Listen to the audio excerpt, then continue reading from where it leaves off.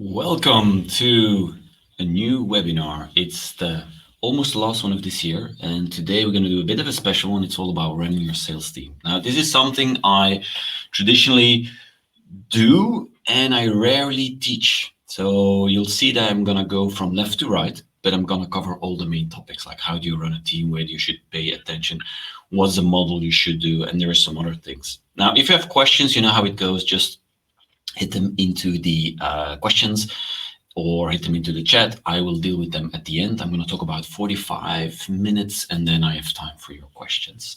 At the end, I also have a piece on commission structures because that's a question I get a lot.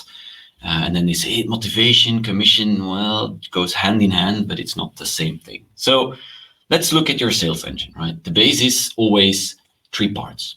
First is everything to do with marketing fuel or sales fuel, basically generating leads. And generating leads, we do that by producing bait, so the worm on the fish hook that people want, and by producing it at scale, right? And all of this will lead to a conversation. It won't lead to a sale. That's where a lot of people are wrong, and that's where a lot of people try to shortcut whatever they're doing. Marketing, paid production, sales fuel, LinkedIn connections and chats, they all lead to conversations. And as of the conversation, what you do there is that you need to spark a sense of urgency. You need to explain why your prospect should buy your service, or better, why should they solve their problem now? And that will lead to your sales machine. And your sales machine is all about getting a deal as fast as possible from A to Z. So literally increasing pipeline velocity. Now, it's all fun and games when I show this and everybody goes like, yeah, Michael, we understand. And then something happens. Something happens. And it always hurts when reality comes in. And in reality will look like this. Whatever plan you have, whatever idea you have, shit will go wrong, right? It's either with team members, either you don't find people, there's things like COVID come around. It's always difficult. So that's the reason why I started explaining this lake of rejection, because you got to deal with it and all of that. But at the end of the day, we got to find a way to structure it and to process it. So let's go one step back. And in order to understand sales models and setup of sales team, you need to understand one of the most important metrics there is. Should you have that immediately when you're a startup or a scale up? No. Should you have it when you're, let's say, a company, a corporate? Of course. And it's called cost of acquisition. In Antwerp, they say the CAC, right? So cost of acquisition, in essence, says, how much does it cost to do sales? How much does it cost to get a deal? If the cost is higher than the margin you're making, the profit, well, you know your ship is sinking, right? So here are all the models. So we go from a freemium model, but freemium is not free, right? It costs money. Even when Dropbox came out and they said, oh, we'll give you 5 gigabytes of free storage, it cost them money, and a lot of money, because they scale like crazy, which is a very classic example of a viral approach to a freemium model. Next one is no-touch self-service. Think of the Amazons of the world. You basically do everything yourself, right? There is a cost associated. And the only way you can drive the cost down is by increasing scale. That is why, if you look to Amazon now, if you speak about scale, they're hiring, I've just read this article, they're hiring per day over 2,000 people, right? The only way to get the cost down is economy of scale. And then we get to inside sales models. And I'll have a very special space on inside sales. I'm going to talk a little bit deeper on inside sales later on. There are two models. It's a light touch and a more high touch. Light touch means basically qualifying. High touch means inside sales will also do the demo. Then you have the classic field sales models, where you have a person going out to visit customers. And then you have field sales with service engineers. That's basically when they are selling very complex technologies. You need an engineer, let's call it, sales gonna love this, a very smart person to come along to explain more detail about how it works. Because most of the time, sales is not really good in that trust, especially when it becomes very technical. So you bring a smart guy or girl along that can then explain the story. And I had a really funny story there. One day I'm sitting at this, I was at not at the board, but just below. Basically, we had this meeting and the decision was going to be made. And I brought George. George, if you're listening, George was my sales engineer, very smart guy, was very quiet, listening, and I'm doing the blah, blah, blah. You know how it goes, right? Ah, da, da, da, da, da. And suddenly the CEO says, Michael, I want you to stop for a second. Can I ask a question to George? I said, yeah, he's sitting here. And he says, George, and he looked him deep into the eyes and he said, George, does your software really do what Michael is claiming he does? And George looked at him and he says, yeah, of course. I am not lying like him. so, so I had to punch him in the face. No, seriously, I didn't do that. We actually won the deal because of George, right? Now, when I was in several of the larger software companies I was working, some of the deals were extremely expensive, right? Even way higher than what you see the amounts. So basically what I'm trying to say is that when you look at all these models and you look at the price they cost, you know, you need to try and optimize this model, right? So I give you an example of a company called Cumulus Pro. So what they had was they are still selling a software that has to do with recognition of documents and the whole workflow behind. It's called BPM.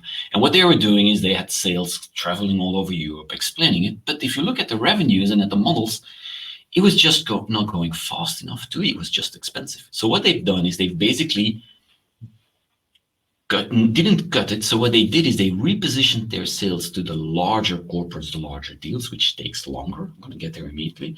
And they also introduced a lighter product, which basically was the same product, but they just give it a different name. And they pushed that into no touch. You could buy it on the website, you could try it on the website, or they had a girl in that case that was just phoning around to customers saying, hey, how can you do it? And by doing that, you basically have two models. One of the things that I implement a lot into companies, I like the choice. So what I'll do is I'll always immediately make two choices. I'll take whatever you have and create a premium version of it, right? Even with features that you still need to develop. It's okay because sales takes a long time. How long does it take? Well, it depends, right? So if you look at business, typically very small business or small business, it's 0 to 3 months. If you're in B2B, this is B2B, SMB 3 to 9 months, and enterprise 9 to 18 months classically. Reason why enterprise, because you have hierarchy. You need to convince multiple people. You need to work your way through. Where in a small to medium-sized business, you can go in and you immediately speak with the person that has the authority. So what's the sales strategy you should apply? Well, if you go to small businesses, it has to be really scalable. So you need to think of internet sales. I know it sounds like the year 2000. It's like saying the word digital. Yeah, we're thinking of digitalizing, seriously. But in essence, let's call it online sales, whatever channel, right? If we go to SMB, we should be looking at inside sales models. If we go to very large corporates, I would do sales executives, potentially with sales engineers, but I would like you to use inside sales to speed up the sales fuel, the early part, to get more flow into that machine. So, Michael, do you know some of the statistics that if I look to SaaS software, for instance? Well, let me share some insights. I think depending on the amount, you should be looking in an optimum phase for SaaS business that you should be able to sell between around 3 months. That would be the dream. And I've seen it in Belgium and the Netherlands many times. It is possible. Larger amounts, you'll always spend more time than 3 months. It's very rare that you can get it to shortcut unless the fire is burning. Typically now, this period, and you're actually a little bit too late, this is the first week of December, one of the things your sales should be doing now is to try to get excess budget. Basically phone up everybody saying, how are you? How are things going? Don't even push for sales. Typically they'll say, oh, it's good that you phoned because we have extra budget. And you know, large corporates, they want to spend the extra budget, or the year after they don't have any budget left. This is a very classic traditional sales trick. Use it. It works. Now, there was a study a few years ago. There was a bunch of people. They wrote a book called The Challenger Sale. And in all honesty, I like the book a lot. I didn't like reading it because it's very technical. It's a lot of stories around how they did the survey and just basically proving that they're right, which is, yeah, I'm fine, just give me the conclusion. So I'm going to give you the conclusion. And what they figured out is that if you look to sales teams, there are actually 5 profiles of sales. The first one is the hard worker, always working, goes the extra mile. We all know these people. Second one is the lone wolf. That's when most people think of sales, they think of the Wolf of Wall Street, also called the wolf. We always think of these guys or girls dressed up nicely, being very dominant, right? Very dominant, and they try to bend reality to themselves. Then we have what they call a problem solver. You have a problem, you phone them up, they help you. We have the relationship builder. I always was one of those people. I would go in, I wouldn't be looking to shortcutting. I would really talk to everybody, and basically I want to make sure everybody loves me, right? And whatever my boss would say, I said, don't go there. We're doing this for the long term, right? Which was an excuse to not always perform at my optimum peak in those days. And then we have something called the challenger sales, which basically has a very different view of the world. They like to debate and they kind of push the customer, and they do a bit more provocative type of selling. I remember in one of the webinars I explained all the different style of selling, all the methodologies. Typically, relationship builder is a solution selling approach or a consultative selling approach. Challenger sales and lone wolves, they have a provocative style. The problem solver is very classic solution selling, and the hard worker, well, it can literally be everything, but what he's not going to do is provocative selling. Now, if you start looking into all these profiles, and they explain it very well in the book, then there is one and two, there are two, basically statistically win, which for me was an eye-opener. And if you look at it, then the clear winner, you start to looking at the left, you see that basically the challenger and lone wolf statistically win more. Now, if you look into the high performance, right, if you put them all together, you'll see that the balance goes pretty close. Now, for me, the most interesting was not this, but the most interesting was the following. If you have let me rephrase it. In many cases, when I'm talking to businesses, they sometimes literally overthink their solution or product. And I have to look at it, and then I say, it's not as complex as you think it is. It's actually rather simple, right? So if you have rather simple things, you got to really look into the sales storyline. But some companies also have really complex products like artificial intelligence, or for instance, if I have to give an example of a company I'm working now with, which what they do is they make a mix of all artificial intelligence, and they're basically going to score that all of these elements together. So here, what you have is the moment you have a low complexity sale, actually it doesn't really matter what type of personality you are in sales, except the one clear thing is that the relationship builder is very rarely winning, which I thought would win. No, but if you go to high complex sales, suddenly you see the challenger and the lonely wolf really peaking like crazy. So when we get to hiring strategies, everybody asks me, Michael, I need a hunter. And they are rare to find. I'm going to explain later on how I do interviews, but hunters are a rare breed to find. People that open doors, they're fearless, right? There is also when they're junior, there is a danger because they'll say yes to everything, which is a real problem if you're trying the rest of your company, right? So I think you should always hire a blend. You have people that are really good in relationships. You have people that are really good in the real hunting.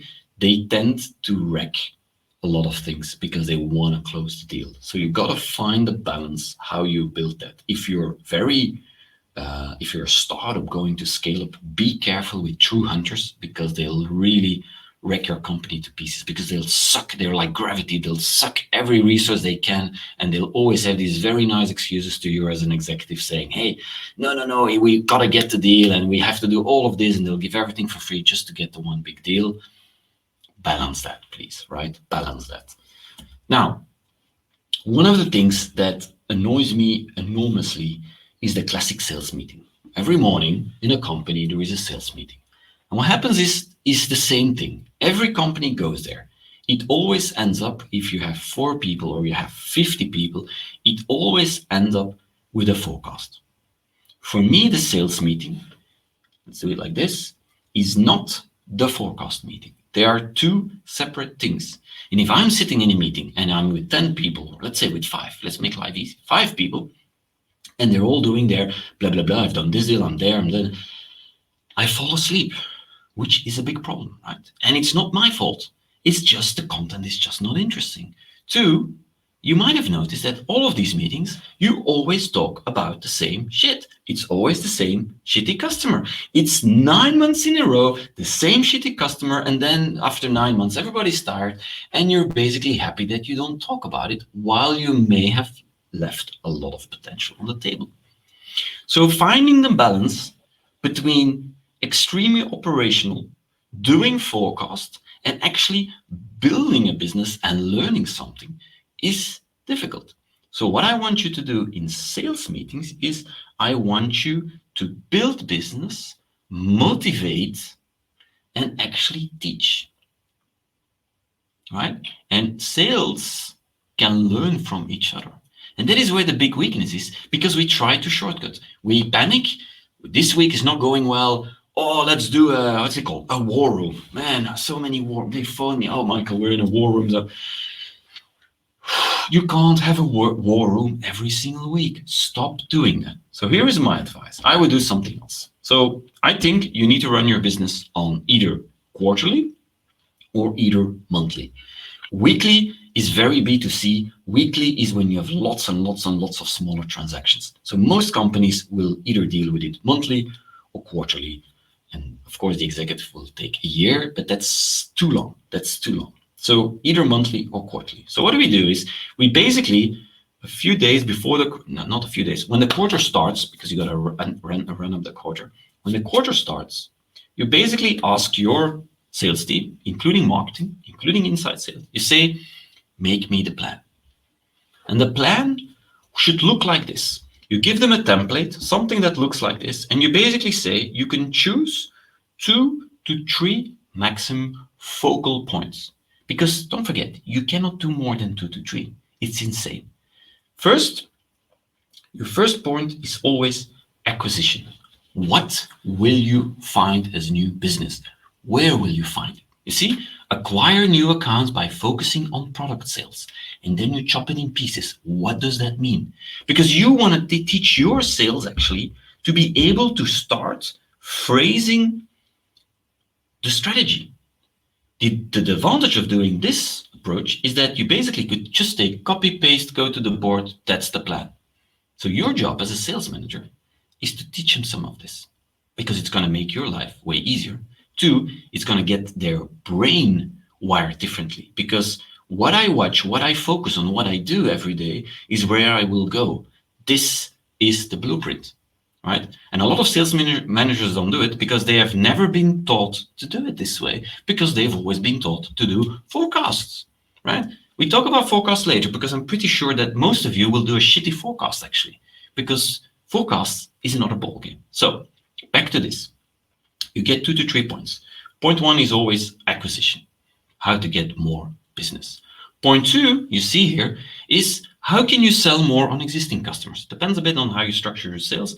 How can we sell more, right? How can we drive it more? And then the last part is, in most cases, 2 things. It's either how to improve an internal process to sell more, right? So for instance, one of the guys would make a sales playbook. One of the girls would actually start building a funnel. Or write all the emails, the cold emails they do in, and they document it, right? That's, for me, it's good, because as long as it's scalable and as long as it ties into the goal of acquisition or upsell, cross-sell, whatever you want to do, for me, it's fine. And sometimes if people struggle with that, I call it like a crazy idea. Because don't forget, we salespeople by nature are chaotic, right? And salespeople by nature like new things. And you might have noticed, if you say we have a new software, a new product, they'll always go for that first, right? And they'll go in and they'll start talking about it, and they're excited, and oh, we have something new, and because they're proud to have something new. But that's a problem, because you want them to sell the shit you have now, right? So what I do is I basically aim that gun, and I'm going to tell them, listen, you get a crazy project, 1, and you're going to stick to it for 3 months, and you're going to document it, because that's important. You're going to document what works, what doesn't work, and I have to be able to measure it in a quantifiable way. For instance, if you look at a new niche, build a new sales deck, build the new sales storyline, find me 10 qualified opportunities. in whatever, but something a bit more experimental. Right? And that way you also, it's like a high pressure cook pan. So if the pressure gets too high, you diffuse it, right? Because if you always have to do the same thing and over, there is no learning. So why would you do it? So back to the lesson. We asked them to make this. You say you have 2-3 days, no more. You don't want them to spend days and days on this because you can think it is dead, right? So you ask them, they come to you for review, you discuss with the sales. Once you agree, the next sales meeting on a Monday, every sales individually presents their plan. 1, 2, 3. They get 10 minutes, so they have to learn to summarize. That's another topic. Sales has to learn to summarize, because a lot of salespeople, when they start talking, they'll try and kill you by having this really nice conversation, and it's like this. It's like they're playing the flute in front of a snake, and the snake doesn't know what. Be careful, right? Be careful. 10 minutes, get your shit in there. You don't cross the line. And what you do then is, if they have those 3 points, you map that on a timeline, because you can't do everything at the same time. Typically, people are not efficient because they try to do too many things at the same time. When I get stuck, it's because I make a to-do list of 20 things. It doesn't work. Make a to-do list of 2 things. You will get it done. So make sure you bring focus. And when they make this timeline and they put everything there, and you see it's the same to the left, it's the same topics as the slide before, it's your job as a manager to tell them it is too much. It is okay not to do it this week, but to do it in 2 weeks. I know you want it all. I know you want to focus, but you all got to learn to balance this. If you balance this, you give them a bit more freedom. On the other hand, you take it away by saying, we agreed, you agreed to do this now. So the next 2 weeks, it's okay not to do other stuff. You're going to do this now. And then, of course, they'll try to do everything. And it's your job to say, we agreed, it's okay not to do that, but you should do that. That's your job.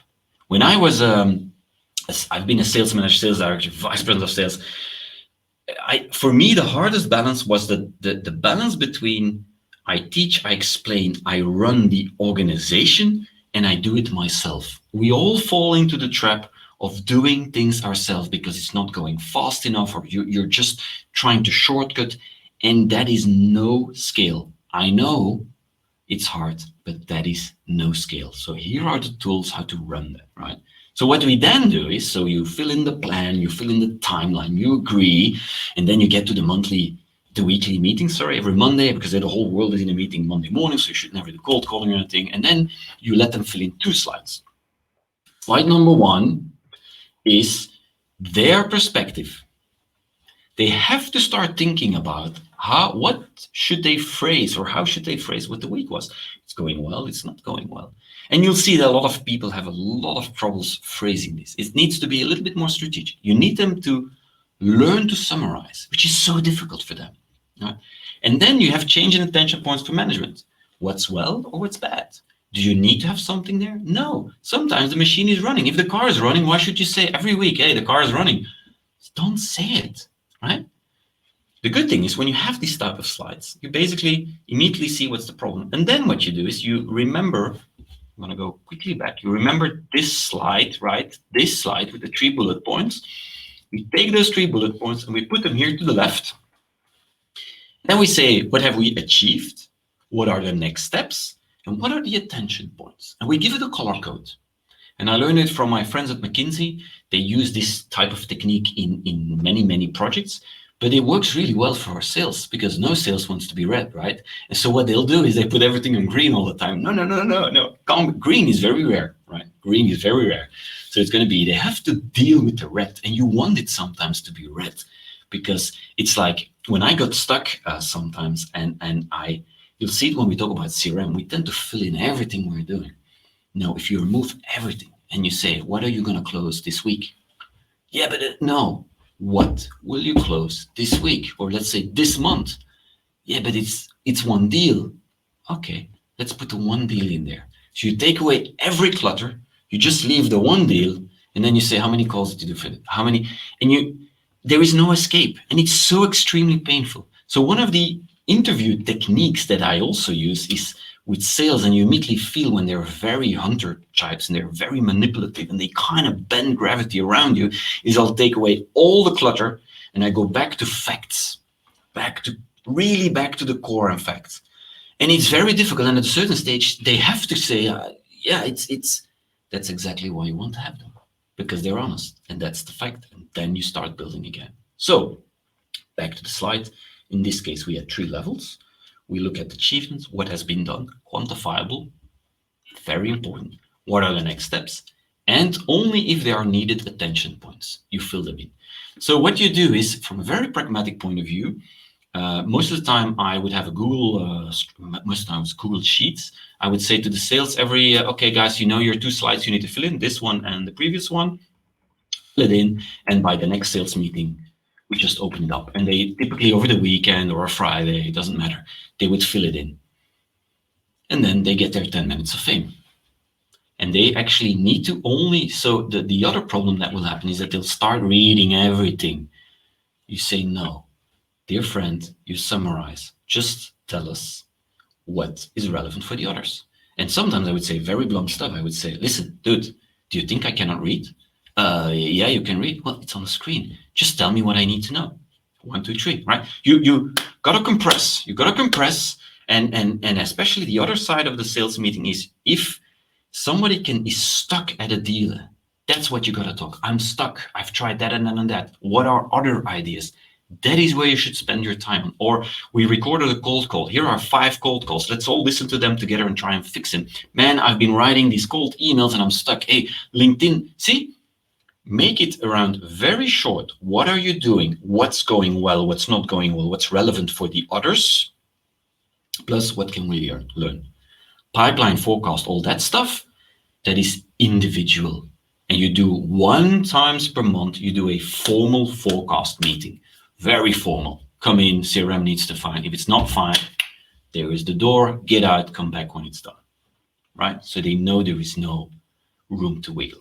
Never give room to wiggle. If you give room to wiggle, you're in trouble. You're going to feel good, but you're in trouble. Now, how do you create scale? Scale for me is 3 points. 1 is all around segmenting. As you grow, in the beginning, you do everything yourself. As you grow, you start segmenting. And as you even grow more, you start really segregating all these roles. And I'm going to give you some examples of that. 2, accountability from day 1 is very important. But the problem is that a lot of the KPIs and a lot of the accountability is actually positioned wrong. So you as a leader say, okay, I want you to go there. But then every day you phone them and you ask them something else. What do you think is going to happen, right? They want to please you fundamentally. So they'll move their ship like this. No, you are the leader. You have to say, we're going to go there. It's okay to spend all your time on that and on nothing else. But you cannot keep changing the ship. Unless, of course, COVID hits you and I mean, some of these, but still really try to get the line. So the previous slides basically explained you how yourself can create that line, how yourself can create the vision, how you can actually build up to the plan, right? And the last one is you got to measure how to get there. And that's one of the issues I keep seeing is that most of the measurement in sales is always about closed deals. And yes, you're right. Revenue, closed deals is the ultimate summon. But if you know your deal cycle is 18 months, how on earth can you measure somebody that just starts in the 18 months and the beginning of it? It's too long. It's just too long. Cause effect is too much separated. You got to try and squeeze it together. So one of the things I'll do is I'll chop the process in pieces. And I'll start measuring, especially when very long deals. I basically start measuring the basics in the beginning, which is quantity of reach out. And then I'll go into quality. What's the percentage of qualified? And then I get, okay, so how many percent? I'll always balance between quality and quantity. Here are some examples. So if you're looking for the amount, here is all the issues you can have. If you're looking for the amount of leads, if that's not high enough, you've got to increase volume. Volume comes down to outreach. Scale outreach. If you don't have enough meetings or you struggle with the meetings, you got to go back to the pitch itself, the value prop. If you tell me, Michael, I have issues with the price, or Michael, my deals are not moving fast enough, probably you're not solving a problem that's big enough. So basically, you need to go back to your storyline and make the problem bigger. Or you might be talking to the wrong people, which again, comes down to storyline, right? And personas. If you struggle with quotes itself, it comes down to sales skills. A lot of sales have issues saying it's 50,000 euro and then quiet, right? They are really struggling with that. So coaching them in asking the right questions and being brave on some of these points. And there's a lot of little techniques. And that's where sales training actually helps. Most of the time, I don't like sales training, but for that element, it really works. It's really negotiation techniques. How do you behave? How do you sit? How do you perceive the other? The non-verbal techniques, and it takes time. That's true sales skills. PO, of course, if the PO comes in and nobody does something, it's an operational problem. And as last, of course, you need to upsell. That should be sitting with customer success. Are you happy? Have you thought of this idea? Here is another customer doing some of this really cool stuff. I wanted to share it with you because you have the same problem and you have the same software, but you're not doing this. That kind of stuff. That is actually how you build a very efficient machine. So the sales machine has two parts. You have everything that has to do with fuel. You have everything that has to do with the process itself, right? So let's look at an example of something if things go bad. Typically, when I come into a company, it's either going really bad or the other alternative is not it's going bad, it's just a mess. They basically tried everything and they're like this and they say, Michael, what do we do? So one of the things I would do typically is I would go back to the core. I would say to salespeople, I would say, okay, what is your top 3 this week? What are you going to do this week? And they will tell me the most amazing stuff. Yeah, I'm going to do calling and I'm going to do LinkedIn reach. And they just kept, and I shut up. I just go back and I listen. And they talk for 10 minutes, and eventually the language stops, right? The conversation dries out. And I then go back I take a piece of paper and then I do something really painful. And I say, okay, so you said LinkedIn. Okay, how many? You say cold calling. Okay, how many a day is that? And when would you do that? I'll make it extremely tangible. And it's very painful sometimes because you realize that most sales don't have a system. And I tell you, I deal with a lot of senior sales. Most sales don't have a system. They operate in this kind of chaotic movement, which is very interesting. And I used to be exactly the same. This changed in my mind the moment I was running a large sales team. So you have to make it extremely black and white. It will be very painful because you realize that most don't have a system. It means you have to give a system. So typically, if I feel that, I'll go back to this. So what's your top 3 of this week? And make it extremely tangible. Again, always think acquisition, upsell, improve a process, document something, learn something. Always think like that. Then what you do is you write it down, 3 things, that's it. And then the next week I'll phone them up and I say, okay, so how was your last week? Oh, I didn't do this. And it has to be extremely tangible. Oh, I didn't do that and didn't do that. If they can't do that, what they tell you to do, they're not good in setting goals. You have to set the goals. It's very simple. You teach them, right? And if it's really bad, you know what to do.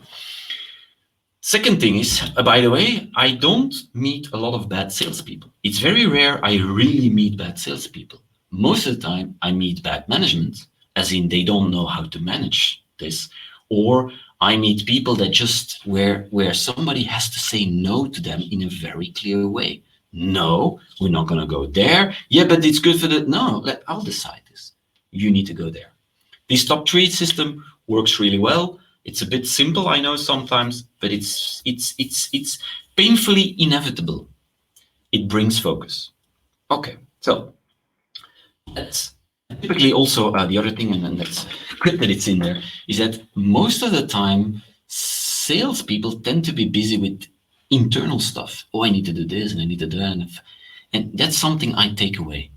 And I'll always optimize that. I'll say, no. You sales, I want you to refocus on outbound, outside, talking to customers. And fixing that, removing that friction internally is one of the major routes to scale. And you don't always realize how busy some of these people will get with internal stuff. And that's something you have to take away. So another thing I like to do is I like to visualize the quarters, saying, if we look at a quarter, 3 months, what are the actions, right? And here's a real one, I can't say which company, but they do it with color codes. So they started figuring out that they get a lot of meetings if they go to events. So we re-changed their whole model to going to events, organizing their own webinars, doesn't matter, going or organizing yourself. And then we started looking into the team. So the yellow is a sales, the blue one is a sales. And we started mapping it out so that at least it would be a nice fluent line. And we figured out we had massive holes all over the place. So when we visualize a month or 3 months with actions or compelling events, we can actually rebuild this their strategy and their model, and you can find the gaps very, very quickly. The other thing, hiring. I told you, I promise you, it's going to go from left to right a bit. I hope you ask lots of questions on all the topics I'm addressing. One of the things that keeps coming back to me is sales hires. How do you hire somebody? And it's very difficult. So what I do is the following. One, you see this sheet here, it's an Excel sheet. If you want it, either reach out to me on LinkedIn, or my email is on every single slide if you haven't noticed. I'll send you a version of this one. Basically what I do is I'll have lots of criteria in there. You see them here: coachability, curiosity, work ethic. I give them a score, and there is a weighting mechanism in there. Some things are more relevant than others, and at the end you have a score, and then you can compare it in a meaningful way to other candidates. Because the problem is, somebody walks in, you think you fall in love with the candidate, really good. So you measure everybody against, you're probably not doing the best hire. So one, you need a data approach to hiring. This is a very good one. I think I read the first time about it in a book called The Sales Acceleration Formula.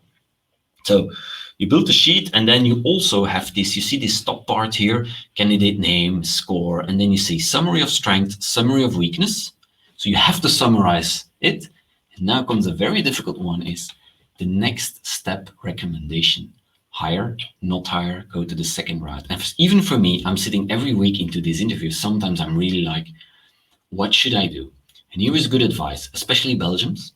If somebody asks us our opinion and we have to score it on 10, we'll give it a good Belgian 7. It's nothing, right? It's good nor bad, 7. You should never, ever use 7, because it makes you really think about it. It's either going to be a 6 or an 8, right? And that way, you'll be much more honest to yourself, and it will give you a very dramatic different view. Now, that's just one part. So I have the Excel sheet in front of me. I start filling it in. I ask questions, and I give it's a bit of a gut intuitive feeling, I know, but at least I have a way to compare it, right? Second thing I do is, if my first interview will be on the phone or something, I just want to hear a voice. Voices are really important, right? I want to hear a voice. I want to hear how they approach me. So I'll tell them, just phone, here's my number, just phone me up and try and sell to me, right? Basically, you want to have a chat. So you want to hear how they open, And then I said, okay, if I like them or I feel there is a click, I'll ask them to prepare something. I'll say, okay, I'm going to send you a slide deck with 6 to 7 questions. It's our empty slides. And I want you to ask me any question that you want, or you can look all the information up you want, but I want you to come to me and present it to me and whoever HR, whoever is in charge.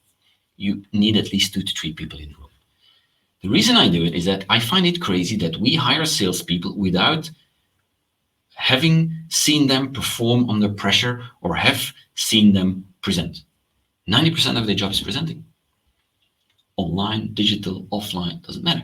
They gotta be able to stand up, present, and be there. So you gotta do this, right? That's one of the best. Because the weird thing is, when I would just hire on CVs and meet people, I'm always wrong. When I see them present, I'm most of the time right. And it's not always the same. Sometimes people are really good in a conversation, but the moment you see them present, you think, damn, this is bad. So what are the questions?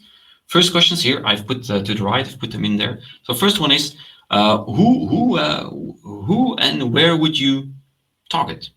What would be your target? Where would you go? What would be the audience you go to, and how would you do that, right? 2, vision. So imagine the target of the sales would be 1 million. Let's say something, 1 million or 100K, or doesn't matter. So if you say 1 million, take a big number. How would you scale to 5 million? You want them to think outside of the box. It has to be a painfully big number, right? Don't overdo it. Don't say 50, because that's insane, right? But you want them to start thinking really differently. And then you say, for instance, as an inspiration, what should we as a company not do. It's a negative question. It's an annoying question because you really have to start thinking about it. And then you come to the really painful questions. How would your pipeline look like in 120 days? And I must say that's one of the questions I learn really a lot, because some of them will have this whole metric they calculate. Some of them will say literally, yeah, I'm going to have 10 deals. Like, based on what? And then you know they're a dreamer. A really good answer was, in most businesses, it's not a lot. In 120 days, you won't have a lot of deals, probably none. But what you can do is you can increase the pipeline and you see what I'm doing? And the last one is, what will make you successful in your role? And then they need to say stuff like, hey, boss, you need to leave me alone. It's important. They need some freedom. If they don't go for it, if they don't dare to say that stuff, and they'll just do the Japanese, hi, sai, sensei, it's not going to work, right? So this thing changed dramatically. The mix of those two, you present to me 5, 6, 70 slides, I have a chat. It becomes a very different way. Also, how they play with the audience, do they put jokes in, etc., etc., etc. If you want it, send me an email. We talked a lot about pipeline in the previous sessions. I'm not going to go into the phases, but you do remember something very important I want to touch. If you look at all these phases, traditionally, we all think that a pipeline would look like this, which is not the case. Pipelines often look like that, right? It's very chaotic, and a lot of time of the sales is spent not in the front, but is spent in doing what sales is doing well, is the presentation, the pricing, the negotiation. And basically, if you want to build your entire business around it, you get fluctuating revenues, which is really bad. So we need to look at that front side, and we need to rethink how we would build a team. And this would be how a perfect team would look like. You have a sales representative focused for meetings, and closing, but also prospecting in their own network. And then you would fill it up with an SDR called sales development rep or inside sales. That's actually responsible for the first part. It's qualification or really lead gen. LinkedIn, outreaches, cold calling, all of that. There are two variances. Then you would have marketing to generate and feed SDRs, right? Because you want to go really big. And once it's sold, you want to get to customer success, which basically is for the upsell and the cross-sell, right? That's I have lots of specs in there. You can see it later if you need that. Just send me an email. Where I want to get to is to these inside sales, because I never talked about it. And there are basically two models. You have inside sales that is very outreach oriented, very cold outreach oriented. Their day task is building lists, is trying to find ways to reach out to people, cold calling, but that could also be cold emailing, LinkedIn, all of that.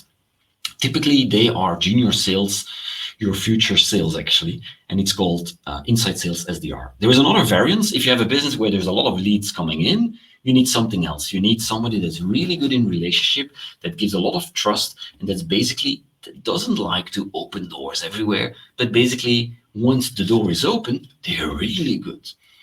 The job there is to do qualification, figure out, is the person good or not good? Will this company be able to buy my stuff? So how do you construct all of this? So you construct it depending on the model you're in. So one of the things I always recommend is don't start with hiring sales, start with hiring inside sales. And when you have enough meetings, then you hire a sales so they can kickstart in the process. So typically inbound model, you have one qualifying person that moves to 2 sales. If you go to standard models, you really have a mix between both. If you have an outbound model, well, you need to really push. So you have two SDRs for 1 sales. And if you have very large accounts, you'll have 1 inside sales per sales. So if you look to a company like Showpad, in the higher up, in the corporate business, they'll have one-on-one, but once you go a little bit down, they'll have 2-to-1 sales, right? And you'll see this coming back over and over. And it also rebalances the cost of your sales, by the way. Remember, I started with cost of acquisition. This is a way to rebalance your cost of sales and also to rebalance your dependency on 1 sales. Typically, there is always one doing better than the rest, and they get a lot of power. It's also, as a manager, a scary position, because if that person, they can put you in a hostage situation, you don't want that. So you always want to make sure that you kind of rebalance what's happening. When you're small, this is difficult, I understand. But as you grow, you can really reposition it. Something I see in lots of large companies is I don't see a lot of inside sales type of models. I believe it's the future of sales next to hyper-personalization, some of the other stuff. But if you look into tooling and all of that, this is where you can actually balance the workload. How should their day look like? Here is an example. What I would do is I would have 2 to 3 blocks of outreach, an hour and a half really outreach, like a machine, take away everything. Here's a list, duck, duck, duck, duck. It can be LinkedIn, it can be cold emailing, it can be phoning, it can be WhatsApping, I don't care. Outreach, proactive, going out. And then the other part of the day is you need a bit of breath, because if you do that 8 hours in a row, you're nuts. Nobody's going to keep that up. That's why most of these call centers don't really work for your business, because it's just too much. We burn them. So you make blocks, and then there is some research. And then what you do is you also build in like what I call a social block. A social block is really to post something, to connect, to have a little chat, all of that. You got to make room for that, because sales now is no longer just a phone or just LinkedIn. No, it's a myriad of different things, right? Connect with as many leads as possible, and then educate and qualify the leads you connect with. That's the magical trick. We're getting almost to the end, and I want to keep some room left for chat. So I want to quickly go into forecasting.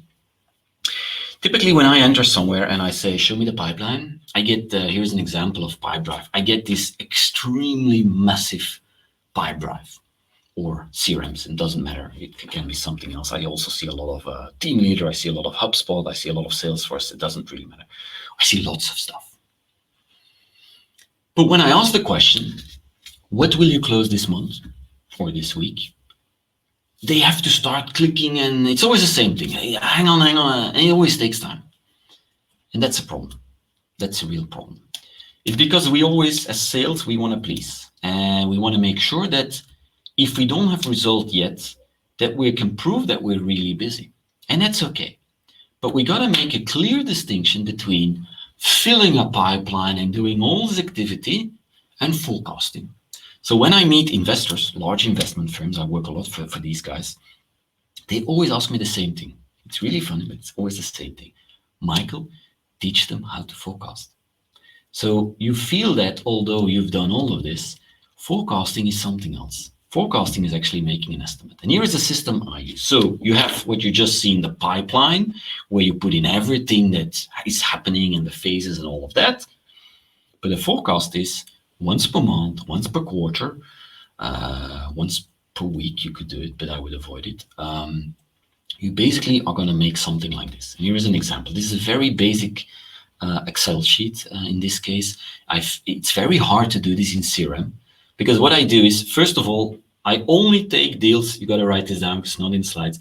I only take deals at above 50%. So we can only, for forecast, look at deals that where a quote has been sent. 1. 2, we have an expected closing date, right? So we look at deals that have been gotten, the prospects that got on a quote, plus if they put in a deal, we're going to decide this month, we get them into this sheet. And into this sheet, we put to the left, key deals in the pipeline, we say upsell or acquisition, and upsell existing or acquisition new product. And then we say, in this case, do you commit the deal will come in, or it might move?